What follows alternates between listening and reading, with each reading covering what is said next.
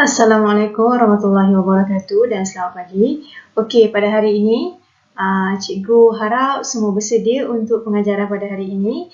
Okey, pada hari ini kita akan masuk kepada topik iaitu peningkatan dalam tamadun Cina. Okey, pelajar-pelajar semua, kita masuk kepada lokasi dan perkembangannya. Okey, tamadun Cina pada era peningkatan ini masih lagi muncul di sekitar lembah Sungai Wanghe, kawasan yang subur serta kedudukannya yang strategik menjadikan lembah Sungai Wanghe sebagai kawasan yang sesuai untuk dijadikan pusat kerajaan seperti pada zaman dinasti Qin dan dinasti Han. Okey pelajar-pelajar, kita sambung iaitu pada ketika ini dinasti Qin muncul sebagai kerajaan yang paling utama di China semasa pemerintahan Raja Zheng yang kemudiannya memakai gelaran sebagai Maharaja Shi Huangdi. Kerajaan ini pula dia berpusat di Xiangyang.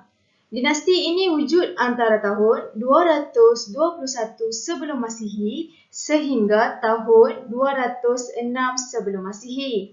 Dan dinasti ini juga mempunyai wilayah yang luas meliputi bahagian utara sehingga ke Gurun Gobi dan selatan China yang bersepadan dengan Vietnam. Okey pelajar-pelajar, kita sambung iaitu Maharaja Shi Huangdi merupakan pemimpin dinasti Qin yang bertanggungjawab dalam menyatukan China. Kestabilan dalam bidang politik yang wujud pada zaman itu membolehkan peningkatan berlaku dalam bidang ekonomi dan sosial. Okey, pelajar-pelajar semua, kita masuk kepada dinasti Han yang telah menggantikan dinasti Qin. Okey, dinasti Qin ini digantikan oleh dinasti Han antara tahun 206 sebelum Masihi sehingga tahun 220 Masihi. Okey, dinasti Han ini diasaskan oleh Liu Bang yang kemudiannya memakai gelaran Maharaja Guangzhou. Okey, kamu boleh lihat gambar yang cikgu sertakan iaitu ialah Maharaja Guangzhou. Dinasti ini terbagi kepada dua tahap iaitu Han awal iaitu antara tahun 206 sebelum Masihi hingga tahun 8 Masihi dan Han akhir antara tahun 25 Masihi sehingga 220 Masihi. Ketika zaman Han awal, pusat pemerintahan di Chang'an, manakala pada zaman Han akhir, pusat pemerintahannya pula terletak di Loyang.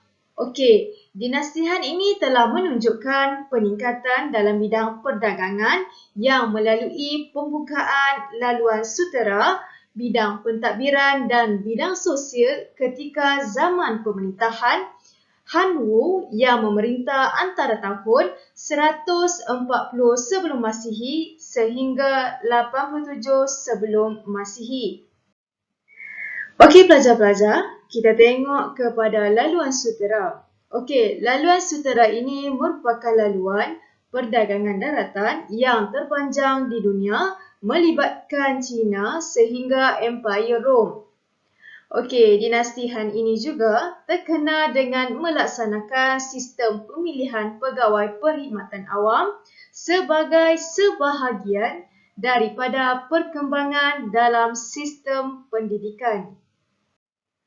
Sekarang kita masuk kepada perkembangan pendidikan di tamadun Cina. Okey, pendidikan di tamadun Cina telah bermula sejak zaman dinasti Shang dan berkembang ketika zaman dinasti Zhou. Pada masa itu, terdapat ramai ahli falsafah seperti Confucius yang menjadi perhatian masyarakat. Okey, sekarang kita tengok pula perkembangan pendidikan pada zaman dinasti Qin.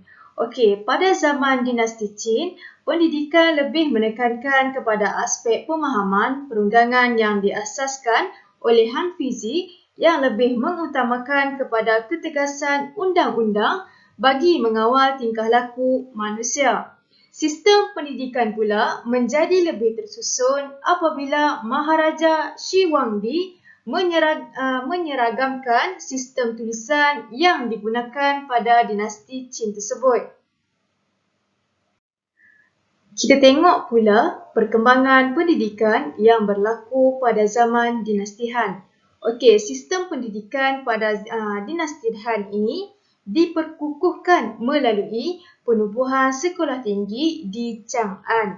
Okey, penekanan diberikan kepada pembelajaran ajaran Konfusianisme yang diikuti dengan penubuhan sekolah yang sama pada peringkat daerah dan wilayah.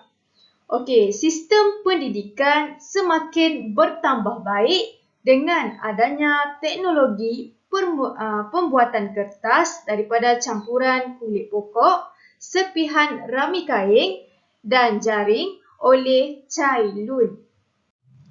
Okey, kita tengok pula kepada matlamat sistem pendidikan pada tamadun Cina. Okey, kat sini ada beberapa matlamat, iaitu yang pertama, lulus peperiksaan perkhidmatan awam.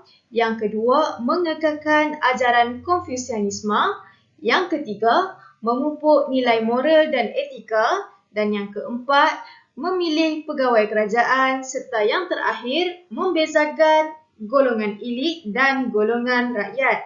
Okey, kita tengoklah betapa pentingnya sistem pendidikan pada tamadun Cina itu untuk membezakan sesuatu golongan dengan golongan yang lain. Okey, serta untuk mengekalkan ajaran yang diamalkan pada zaman dinasti tersebut. Okey, pelajar-pelajar, kita tengok kepada tahap sistem pendidikan yang diamalkan pada tamadun Cina. Okey, dia ada 3 tahap. Yang pertama, pendidikan rendah. Okey, pendidikan rendah ini lebih menumpukan kepada menghafal tulisan serta buku suci tanpa perlu memahami maknanya. Okey, bagi pendidikan menengah pula, lebih menumpukan kepada aspek menulis karangan dan sajak. Okey, yang terakhir pada pendidikan tinggi.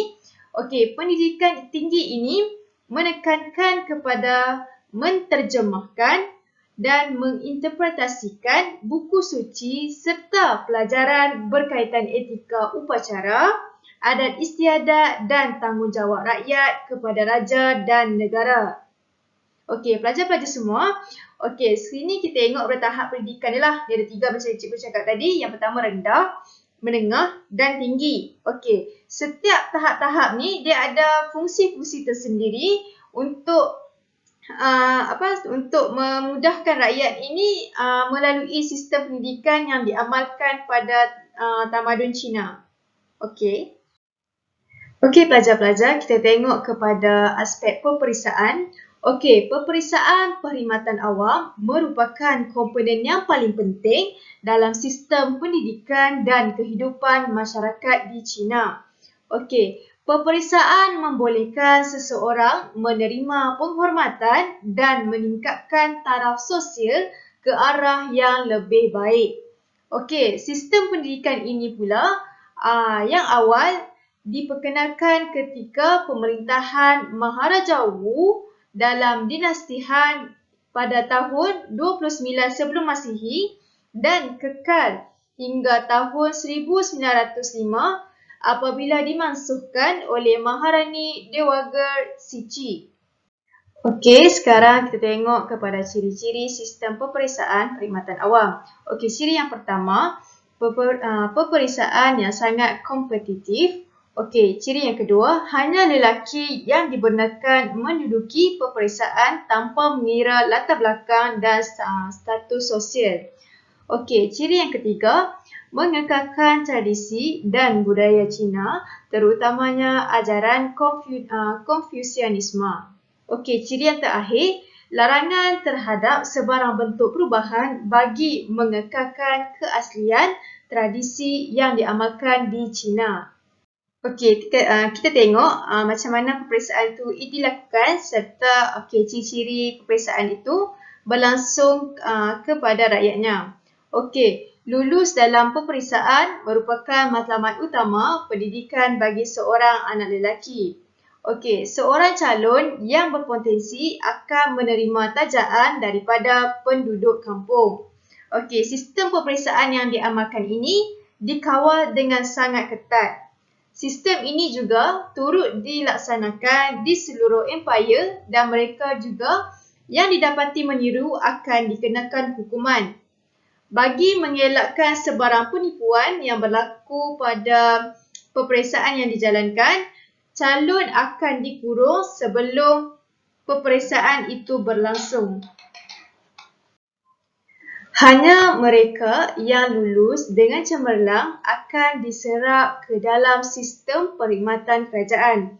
Peperiksaan berkisar pada kandungan buku 4 buku iaitu The 4 Book dan 5 kitab The 5 Classic yang dikenali sebagai 9 buku suci.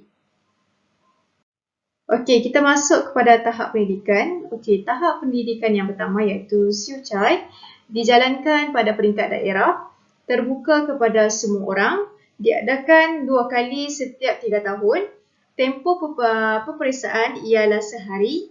Bilangan calon antara 500 hingga 2000 orang. Kadar kelulusan 1:35. Okey. Pada tahap yang kedua pula iaitu Juren, dijalankan di ibu kota daerah, hanya terbuka kepada calon yang telah lulus pada tahap pertama yang tadi. Okey, peperiksaan ini diadakan 3 tahun sekali. Tempoh peperiksaan ialah 3 hari. Bilangan calon pada peperiksaan ini antara 4,800 hingga 10,000 orang. Okey, kadar kelulusan dia 1:120. Okey, pada tahap yang ketiga iaitu Jinshi, okey, dijalankan di ibu kota kerajaan, diadakan 3 tahun sekali, peperiksaan selama 13 hari. Okey, ni tadi kita dah tengok kepada tahap pendidikan dan setiap satu tahap tu ada dia punya syarat-syarat yang perlu dipenuhi.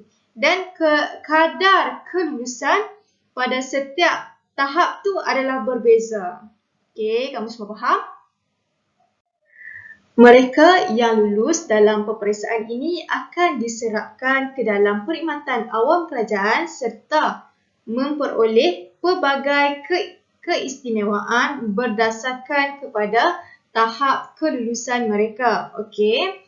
Calon yang lulus peperiksaan tahap pertama akan memperoleh butang keemasan yang dilekatkan pada topi mereka, diterima sebagai kaki tangan kerajaan peringkat rendah dan menyertai majlis santapan diraja. Oh, yang ni bagi mereka yang lulus peperiksaan. Okey, bagi calon yang lulus peringkat ketiga, mereka ini mendapat kedudukan dan pangkat tinggi dalam kerajaan dan mendapat pelbagai keistimewaan yang lain, bukan sahaja untuk diri sendiri, tapi malahan keluarga serta kampungnya. Okey, manakala bagi calon peperiksaan yang telah lulus pada tahap kedua akan mendapat butang keemasan serta mendapat jawatan dalam kerajaan. Selain itu, rumah mereka juga akan mendapat tanda nama yang diletakkan di pintu masuk serta mempunyai kaki tangan pengiring. Kiranya setiap pelajar yang luluslah dalam peringkat peperiksaan tu yang ada 3 peringkat tadi, setiap tahap tu ada keistimewaan serta kelebihan masing-masing. Okey. Cikgu rasa setakat ini untuk cikgu explain ataupun memberi penerangan lebih lanjut berkaitan dengan peningkatan yang berlaku pada tamadun Cina. Okey, sekiranya antara kamu yang tidak memahami dekat bahagian-bahagian tertentu, okey, kamu boleh WhatsApp cikgu, kamu boleh PM cikgu untuk kamu tanyalah. Okey, kenapa kamu tak faham bahagian ni? Okey, kita akan bincang dan kita akan mencarilah solusi kepada masalah yang kamu hadapi. Okey, sekian itu daripada cikgu. Assalamualaikum.